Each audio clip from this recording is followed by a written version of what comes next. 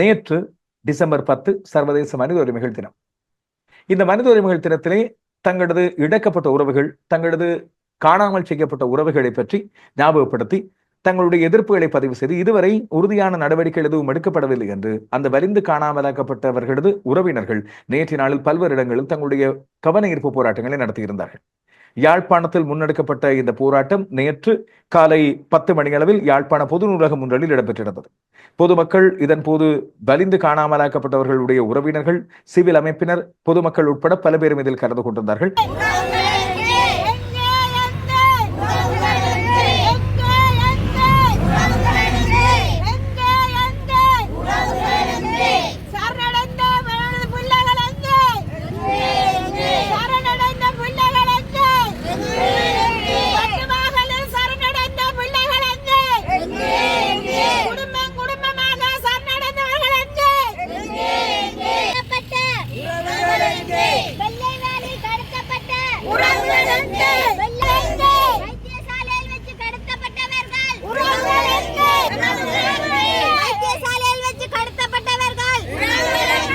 இன்று உலக மனித உரிமை தின நாள்.